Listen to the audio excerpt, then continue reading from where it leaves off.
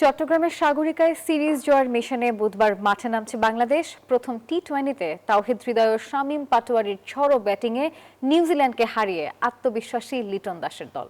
আর অন্যদিকে সিরিজে পিছিয়ে পড়া কিউইরা ঘুরে দাঁড়াতে মরিয়া। ম্যাচের আগের দিন বৃষ্টির মাঝেও ইনডোরে অনুশীলন করেছে সফরকারীরা।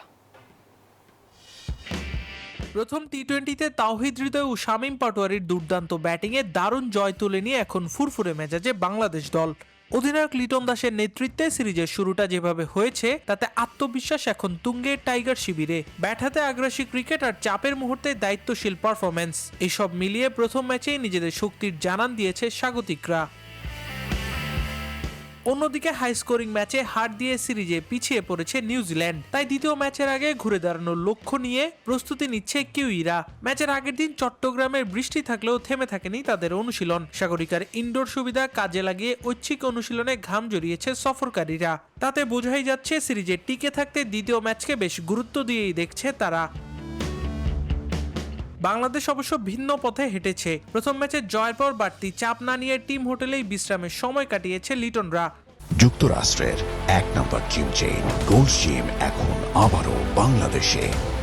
বসুন্ধরা আবাসিক এলাকা ও বসুন্ধরা সিটি শপিং মলে। টি-20 খেলা মিডল ওভারে, আর সেখানে সবসময় বরাবরই স্পিনাররা বল করে থাকে, তো এই জায়গা থেকে একটু চ্যালেঞ্জিং ছিল। সেখান থেকে আমার কাছে মনে হয় রিশাদ খুব ভালো বল করেছে। আমি 2টা ওভার, যেটা হচ্ছে আগেও মেনশন করছি, হ্যাঁ, ওভারঅল উইকেট যদি আমরা রিড করে থাকি তা ওভারঅল দিক থেকে আমরা নিউজিল্যান্ড থেকে বেটার বোলিং করেছি।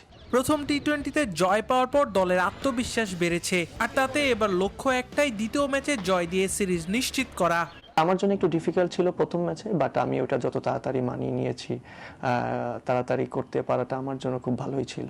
আর সেই মিশনের মঞ্চ বাংলাদেশের সৌভাগ্যের ভেন্যু চট্টগ্রামের সাগরিকা স্টেডিয়াম। অতীতে এই মাঠে বহু স্মরণীয় জয় পেয়েছে টাইগাররা, তাই নিজেদের লাকি গ্রাউন্ডে আরও একটি জয় তুলে নিয়ে সিরিজ পকেটে পুরে ঢাকায় ফিরতে মুখিয়ে আছে বাংলাদেশ।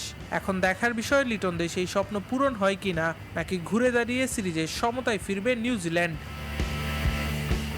চট্টগ্রাম থেকে আবরার আল দাইয়ান, নিউজ 24।